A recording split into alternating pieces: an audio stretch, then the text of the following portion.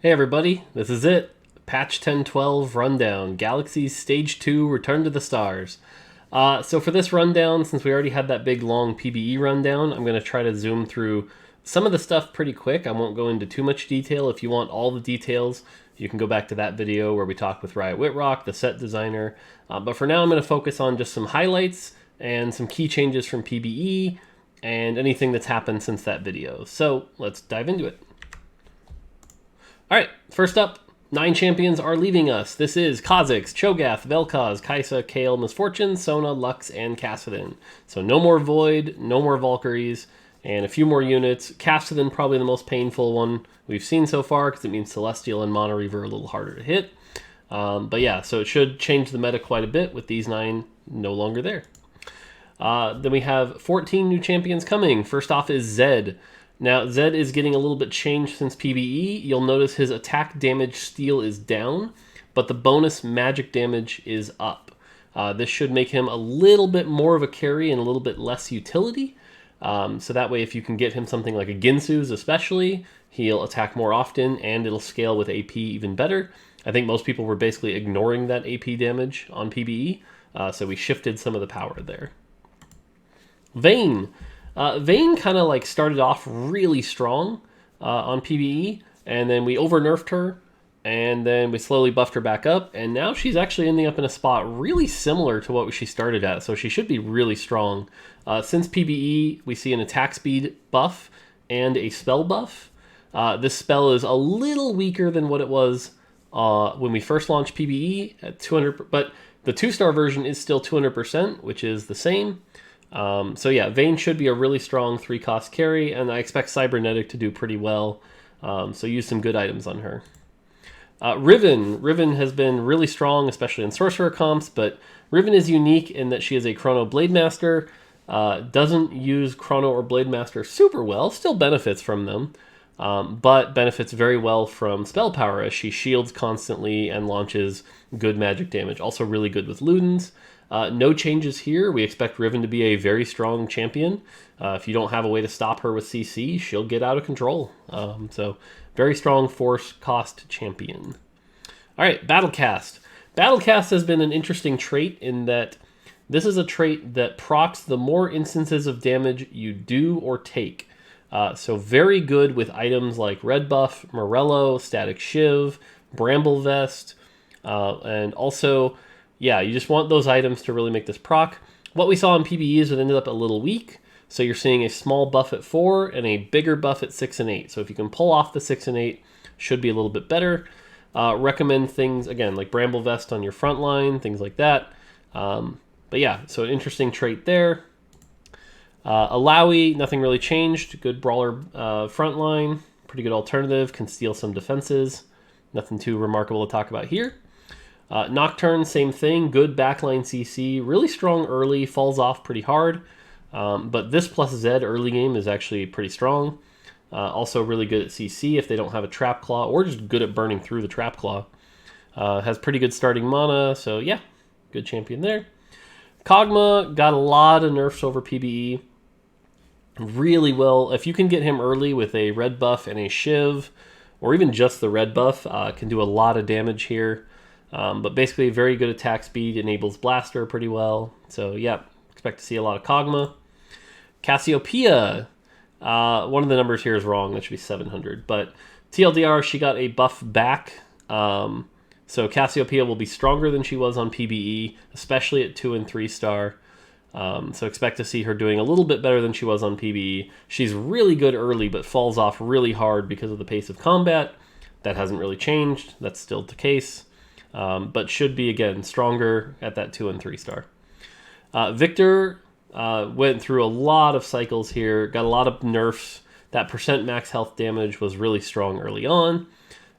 Did get some mana cost off his spell, though. So TLDR, though, really good spell. Still does a lot of damage, especially in a Sorcerer comp. One of the most popular champions to put Star Guardian Spatula on. So expect to see Victor, sort of the new Vel'Koz, the big spell that can wipe out entire backlines. Urgot. Urgot has been a divisive champion on PBE for sure. People are not really big fans of getting their carry eaten up But believe it or not, we actually think Urgot ended up in a pretty underpowered state. When he was 70 out of 100, he was pretty overpowered. A single blue buff meant he instant cast. But at 30 out of 100, he ended up not casting at all, basically, or once if you're lucky. So we're having him go at 40 and 90. Should be a small buff to what you saw in PBE, but not quite where he was. Should be a scary 5 cost. Can eat things like the Mech if you're lucky. We'll probably be looking to do some future work on him as well. His targeting paradigm is something I don't think we're 100% pleased with, but let us know what you think. Again, we do expect this to have sort of strong reactions. Players are going to be not thrilled when their 3-star carry gets eaten, but it's going to happen. It's part of the point. Cool. Astro, no change to the trait. Astro champions have 30 reduced mana. It's pretty straightforward. If you can get this, your champions cast faster and more often. Sweet. Nautilus. Nautilus is a very powerful 2-cost Nautilus, 2-cost Vanguard. Stuns your entire front line because he's a big 3.5-second stun at 2-star and 1.75 to the surrounding units. So definitely want to have your front line spread out if you're facing Nautiluses. Really efficient for just how good he is there. So yeah, definitely want to use Nautilus. Very good front line. Bard. Bard has been another interesting champion that... so if you don't know, what Bard does is every time he casts a spell, you gain an XP. You gain a meep that you can sell for XP. Kind of warps the game a little bit in an interesting way because you're carrying around sort of this dead weight unit that doesn't do a whole lot for your combat, but can give you a lot of gold value worth of XP. Now, what we saw in PBE was if you got him early, he's okay to good. Not even overpowered, just good. And if you got him late, he's actually pretty bad. So we ended up buffing the 1-star version from what you saw at the end of PBE there. Again, should kind of be where he's at. He is the kind of champion that if he does get overpowered, can really break the game. So we're going to launch him here and see how it goes. Our expectation, though, is that he won't be a super powerful unit at first. So Gnar, on the other hand, Gnar is an extremely powerful unit.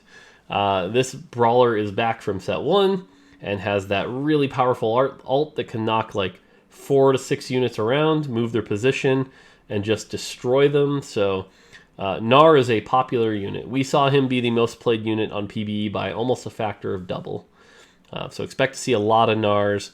Really strong champion. If you can get Astro on him, he's more likely to cast. 2-star with a single tank item is also usually pretty likely to cast. So yeah, expect to see a lot of Gnar. He's back, baby.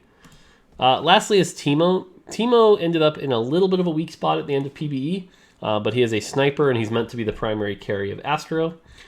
So what we did is we actually took 10 mana off his spell and buffed the spell up just a little bit. Quite a bit lower than what we saw at the start of PBE. But what this means is if you have Astro, it goes from 70 to 40. That's Zig's level spell, if that tells you anything. A blue buff knocks it down to 20. And so Teemo will be throwing a shroom power every 2 auto attacks, and he has a 1.0 attack speed. So do expect Teemo to be very strong. Teemo's mushroom also slows melee carries for a long time. So if you want to counter to like Riven, Teemo is a really good thing to consider. So lastly, we have Paragon. Paragon is an effect that changes all Star Guardian's basic attacks to true damage, and all your other ally basic attacks to magic damage. This is good for getting through Vanguard. People have also pointed out the fun combination here with Star Guardian Spatula means you can turn anyone into true damage on their auto attacks. Not as powerful as it sounds for a big investment, but just something interesting to consider with Janna. And as for her spell is very powerful. It is a tornado that stuns everyone for 1.5 seconds, and everyone it passes through gains a shitload of attack speed. If you can pull this off with like a Xerath, for example, very strong. Janna in a Star Guardian comp also does a lot more CC combined with Nico. Star Guardian comps can really lock people down, so expect to see a lot of tornadoes blowing through. But yeah, Janna, strong champion. Okay, on to balance changes. Blade Master, this one is new since PBE, so no one has played this yet. But 6 Blade Master with the lack of Kale is definitely harder to pull off. Not impossible. Yi acts as a very good replacement. Yi is very powerful. But if you pull off 6 Blade Master, we want to reward you. So now it is up to a 70% chance. Big buff there. Brawler, there's an extra Brawler in the set, so 4 Brawler goes down a little bit because it's more available. Celestial without Cassidon is now just it's a harder to get 6-piece. You can't just naturally get into it. And because of that, the 4 and 6 get buffed. 6 now requires a spatula, so pretty hard to do. Chrono, there are now 8 units. If you can get 8 Chrono, your team goes very fast. So added an 8 Chrono there. And lastly, Cybernetic. Because you don't need Echo anymore, the 6-piece goes down quite a bit. However, the comp itself actually got a small AD buff at 3 and a small AD buff. We like it on the offensive power. So Cybernetic has proven to be pretty strong on PvE, and especially with the Vayne buffs combined with Aurelia, combined with Echo, which we'll talk about in a bit. Expect to see a lot of Cybernetic, I imagine. Infiltrator 2 and 4 were just a little too free. So we brought down the 2 and 4 just a tiny bit. Mystic, on the other hand, Mystic is a very powerful trait, and with a lot of magic damage in the comp, we wanted a good counter. So if you run 2 Mystic, you get 50 magic resist now, and 4 is 120. I expect to see a lot of 2 Mystic, as there is a lot of magic damage. I also expect to see a lot of Sorcerer early on, so Mystic is going to be a go-to comp. Protectors underperformed on live for a long time, and it's going to be harder to 3-star them now with all the extra units in the pool. So 3 and 4 get a buff, and 6 gets a very large buff. Protector is now very good. The nice thing here is we are seeing even 2-star Protectors be a nice alternative to Protectors and to Vanguard and Brawler. So you can actually run Protectors as a frontline now, and then transition into the late game with something like a Urgot, or if you get lucky, you can do Protector Riven, you can do Protector Aurelian Soul is very powerful. So again, Protector should be a pretty strong comp. Sniper, there are now 5 snipers instead of 3, and because they're more available, the 2-piece goes down in power, and there's now a 4-piece. 4-piece is a lot of power, 18% per hex. So if they're 5 hexes away, that is almost double damage on your spells and abilities. So, Sorcerer, there is no longer 8 Sorcerers, so there is no longer an 8 Sorcerer bonus.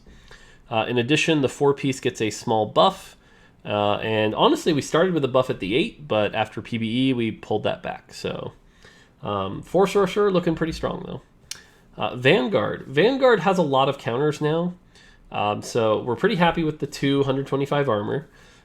4 goes up to 300, because again, Vanguard is supposed to be a very specific counter to physical damage, and there isn't a lot of physical damage in this set. And then we also added a 6 Vanguard, because there are 6 of them now, and if you can pull it off, it's 1,000 armor, which is 91% damage reduction. So pretty cool there. If you really need to shut down physical damage, you can run it. Darkstar is one of our comps that got a big rework here. Darkstar is now 2468 as opposed to 369. The numbers have been adjusted as such, 8, 16, 24, 32. But the big change here is now, instead of whenever a Darkstar champion dies, it's now whenever any ally dies. So 2 Darkstar is now really cool to run in the late game because you're still getting, 7 allies worth of power. We have seen Darkstar be pretty strong and pretty flexible. I've seen a lot of 4 Darkstar comps, a lot of 6 Darkstar comps. So this definitely makes Darkstar more flexible. The one thing I'll advise you if you're playing the game is that Darkstar is a comp to kind of stay away from early and sort of like pick up the pieces as you go. So it's like maybe you pick up a Jarvan and run 2 Protector, maybe you pick up a Mordekaiser and run 2 Vanguard. You're not thinking about Darkstar, and then you transition into it late when you hit the Jhin, possibly when you hit the Xerath, things like that. Star Guardian. If you haven't played PvE or seen the patch rundown, one big thing here is we fixed a very large bug with Star Guardian that was causing subsequent spell casts to be less and less mana. This bug fix, thank you again too for finding this. But what this did is it buffed the hell out of Star Guardian. We've seen Star Guardian be really good on PvE. So even since PvE, we've actually had to nerf 3 and 6 even further. So now it's 25 and 40. But since there are 7 Star Guardians plus 2 Spatula, you can get 9 Star Guardian, which is 55 mana. Again, we're still seeing this trait be very powerful. We've got a very close eye on it. And honestly, I expect more adjustments in patch 10.13, so we'll see how it goes. All right, lastly is Mech Pilot. Mech Pilot, since live, we've tried to make a very big change here, which is on live, the mech was good, and the pilots were terrible, just terrible units. But if you're running the pilots without the mech, you're basically running a unit who's down a trait, and so they should actually be quite powerful. In addition, we want the mech to be this really strong, cool thing, but knowing that you got 3 units out of it meant we couldn't really ever make it super duper strong. So what you're seeing here is a really big shift in stats. The biggest one is that the pilots, when they eject, come out at 35% health. They're basically already dead. They usually don't cast their spell.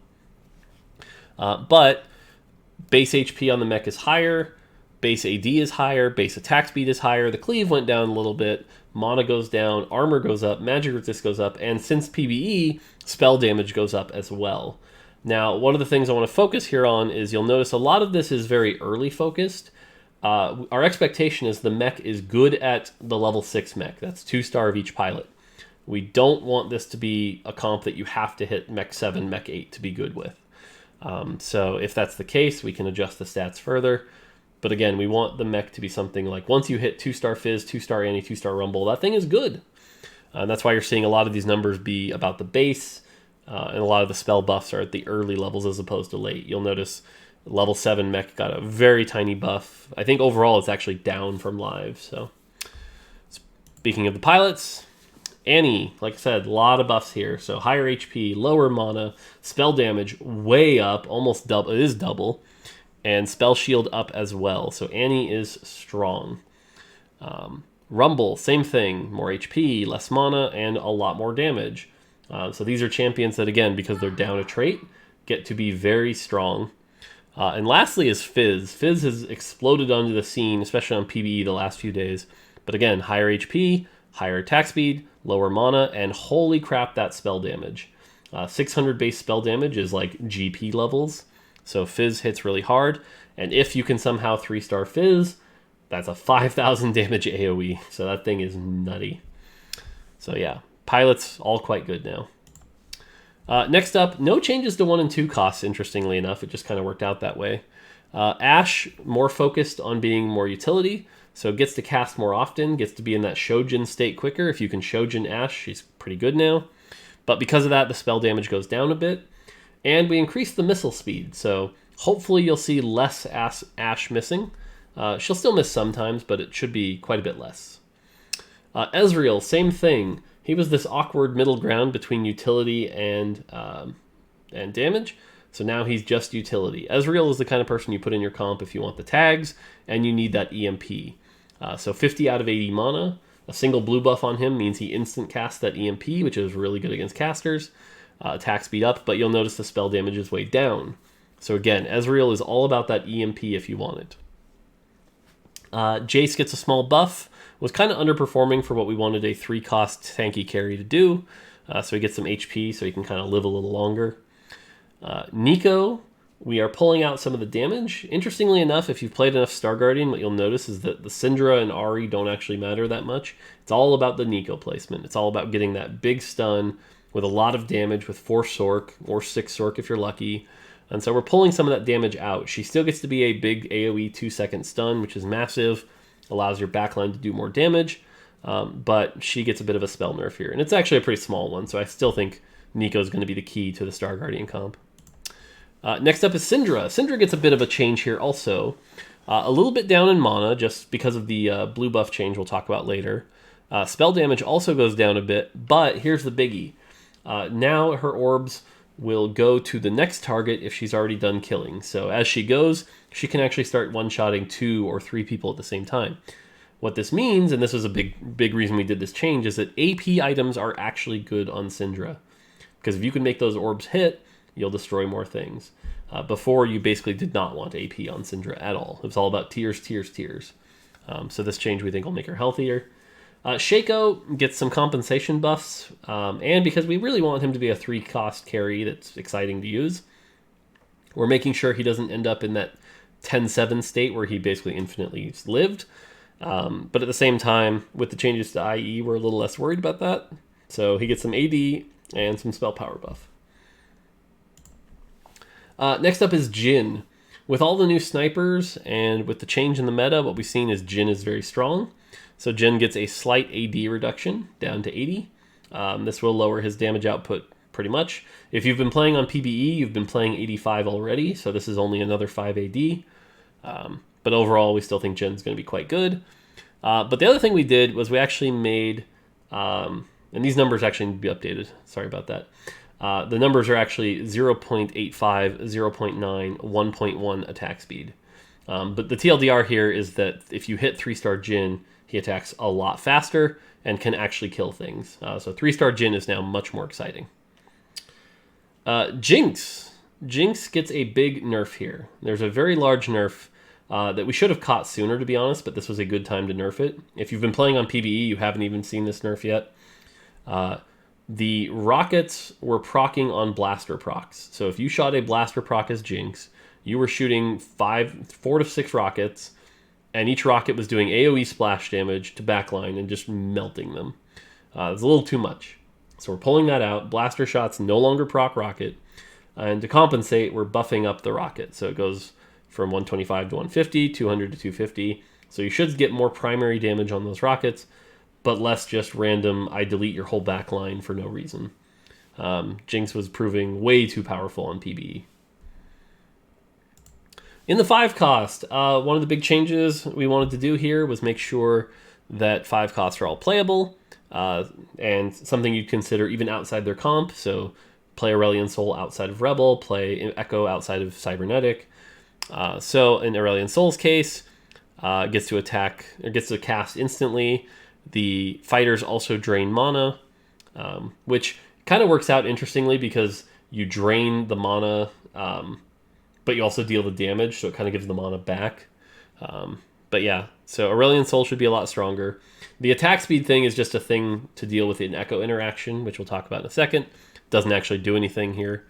So Aurelion Soul, a lot stronger. Echo, same thing, gets to cast sooner. Spell damage is down, but because he gets a buttload of utility now, he now always targets the person with the highest attack speed, but when he hits them with his ult, he gives them the Frozen Heart debuff for 7 seconds, so he slows the attack speed of the enemies. Now, what we saw was with somebody like Aurelion Soul, if he was the highest, he'd just get hit over and over because he was immune to the CC, so we fixed that. But yeah, so Echo, very strong utility. Slowing down 5 to 7 units on a team can be very strong, so that's cool to see. From what we've seen, Echo is very strong. Gangplank. Gangplank has proven to be a little strong. You get a GA, you get a death cap on this guy. GG. So we're lowering his starting mana a bit. So now instead of 75 to cast, he needs 90 to cast. So a bit of a nerf there. Should allow you to shroud him, mana reave him, stun him, CC him, you name it. And also, the larger radius upgrade was basically the whole board. So we've shrunk that a bit. So it's not quite the whole board anymore. So 2 nerfs on Gangplank that should make him not quite as dominant, but still quite good. Last change for the champions. Something we wanted to try, and honestly has worked really well since we implemented it halfway through PvE, was giving champions more inherent armor and magic resist. So tanky champions actually get to be tanky. There was basically a long-standing problem with every champion having exactly 20 magic resist. And so we went through, and on the 1 cost, they got 5 more armor and 10 more magic resist. 2 costs, 10 armor, 15. 3 costs, 10 armor, 20 magic resist. 4 costs, 15 armor, 20 magic resist. And 5 costs, 20 armor, 20 magic resist. So basically the tanky units should feel tankier. And so far it has worked pretty well. The one exception here is Jace, because he's kind of a hybrid between damage and tanky. So we gave him a little magic resist, but he doesn't get the armor. So he's just a weird exception. But this is something we want to branch into more, and we did this all the way back in set 1. Like, if you remember, Leona had 100 armor base. So actually, I expect to see more of this in the future, is just champions with much more divergent stat lines. And so this was a test in that area, and test successful. So this will go live. All right, item changes. Bloodthirster has been underperforming. Basically, combats are so fast, the lifesteal isn't usually worth it, so it's getting a small buff. Hopefully should make the item a little bit more appealing. Chalice of Harmony is gone. No longer can you give mana. It's now Chalice of Power, which gives AP to the left and right champ, very similar to Zeke's, for 20 seconds. 20 seconds is basically the whole combat. We'll probably revisit that at some point.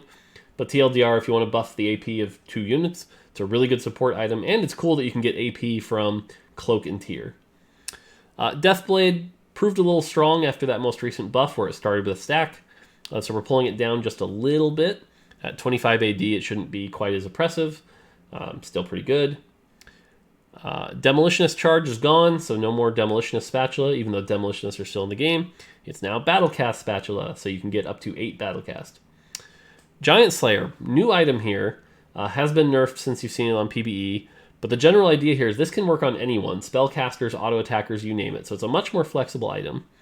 It grants you 20% extra damage if they are below 1750 HP, which isn't that great, actually. Most items give you closer to 40 or 50. Hodge, for example, is 50 half the time. So it's pretty bad if you're fighting something low health, but if you're fighting something high health, you get 80% extra damage. Now, the one thing I want to call out is this says true damage. Don't think of this as penetrating defenses. It's not. What it's doing is it's post-mitigation, and so it's not penalizing you twice. So let's say, for example, you've got this on a Vel'Koz, or not a Vel'Koz, Victor, and he hits somebody for 500 damage, but they have a Dragon's Claw. The Dragon Claw knocks it down to 250, and then Giant Slayer says, okay, here's a bonus 80%. So it's just making sure we don't double penalize you. That's all it's doing. It's not actually like true damage in the exciting way. So we have seen a lot of confusion around that. Next up, Hextech Gunblade. Hextech Gunblade went from 25% Omnivamp, which was basically like, here's a slightly worse Bloodthirster, to now it is just Spell Vamp, but up to 40%. So really good on people like Riven, Aurelion Sol, anyone that casts a lot, this item can be quite good on. Infinity Edge now says your crit rate is 100% and only gives 20% critical strike damage. This is cool because it makes crits more consistent, and we don't have the multiplicative problem of 3 Infinity Edge stacking. So you can, slap this on somebody, and with Jeweled Gauntlet, which has now got a buff of plus 20% critical strike damage, your spells will now crit 100% of the time, but instead of 100% extra crit damage, you only get 40%. So kind of a buff to consistency, nerf to damage. Luden's Echo ends up flat. The item is pretty okay. There are some good users of it, though. Riven, Cassiopeia, Aurelion Sol. So expect to see this item do some good work early. Admittedly, we're not still super thrilled with this item, but give it a try. Let us know what you think. RFC now gains your basic attacks can't miss. Tired of those dodges? Here you go. So it's back. We're happy with it being back now because it's not countering a trait. So that's good. Okay, new one since PBE, Red Buff. Red Buff getting a very big nerf here, but not as big as it looks. So if you do the math, 25% over 10 seconds is 2.5% per second. Well, 10% over 4 seconds is still 2.5% over per second.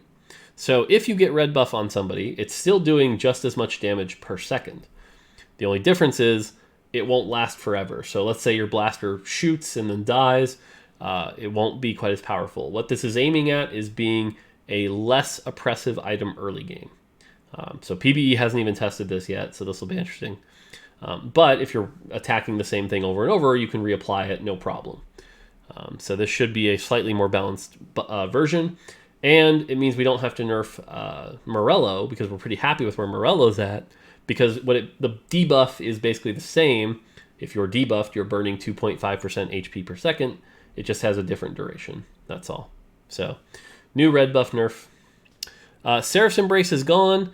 It is now blue buff. A lot of confusion around this item, but let's be clear. It's basically the same item that you just can't stack. That's it. It does not set your max mana to 20. It only sets your current mana to 20. So, and that's just a fancy way of wording it. So it means if hypothetically you did have two, they would both set your mana to 20, which would mean not 40. We'll try to probably reword that tooltip at some point. But again, to be clear here, same item, just basically unique. And lastly, Warmogs. Warmogs is now just plus 1,000 health. That's it. You need a lot of health, get a Warmogs. Really good with protectors who scale with health.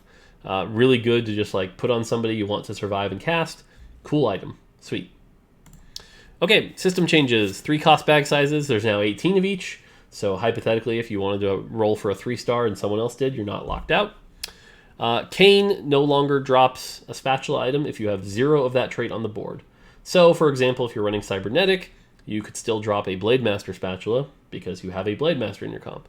But you cannot drop a Star Guardian spatula. This should be the best of both worlds, where sometimes you get a spatula item that opens up new options, but not something so unrealistic you'd never pivot into it. Nico's Help now always works. So basically, if everything's out of the pool, you can use Nico's Help and still get it. Now, I've heard some comments of like, oh, this prevents counter drafting. No, it just makes counter drafting a little harder. So you can definitely still counter draft things to try to stop those 3-star 4 costs and 5 costs, but it'll also feel less buggy when it says, hey, there's things out of the pool. So we think this is better for the overall health of the game. Drop chance changes. This actually changed quite a bit on PBE from the first time I presented this, but basically level 4, getting those 1-star, 1 cost 3 stars will be a little harder now, especially if you're trying to hyper roll. And at level 9, hitting those 3-star 4 costs will be a little harder as well.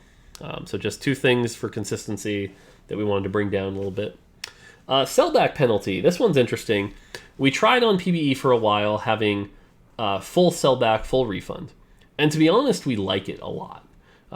Long term, we think that is the direction the game should go.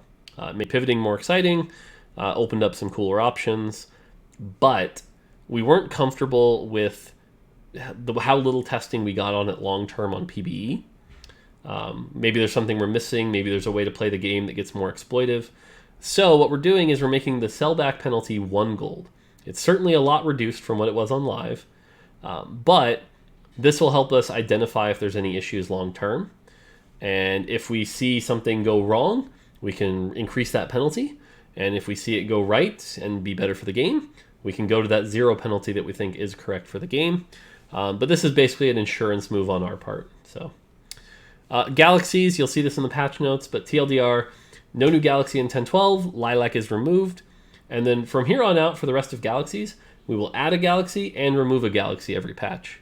So the number of Galaxies that are on live on this patch will be the number of Galaxies active at any given time. All right, lastly, bug fixes. I'm going to go real quick. Super Mech spell should no longer fizzle if the primary target dies. This is nice because it means you'll still get the splash damage. Sweet. Asol stops moving when Echo ults, so no more free Asol damage. Asol no longer gains mana from the Starship trait while Echo is ulting. Great. Asol will no longer spend his mana without launching fires at the beginning of the round where all enemies are untargetable. This is basically Zephyr plus Infiltrators, but again, nice bug fix. Caitlyn's spell will no longer be interrupted if the spell enters stealth. This is Shaco and Vayne issues fixed. Sniper trait no longer increases Hurricane. This is a nerf to snipers from what you saw on live, but this was never supposed to be how it works. Sniper doesn't buff Shiv. Why would Sniper buff Hurricane? So now it is working properly. Fixed a long-standing issue where combining Tear of the Goddess into a completed item mid-combat would grant the unit extra mana. So the thing the Challenger players called the mana bug has finally been fixed. You can't do it anymore. Fixed some cases where Zig's bomb could disappear mid-flight. Fixed a bug where you only got 6 items from loot in extremely rare cases. Shout out to Lobby 2 for finding this. The video was really helpful in tracking this down, but basically 1 in 1,000 games. 1 in 1,000 was the actual odds that would happen. You could get 1 less item than intended. So fixed.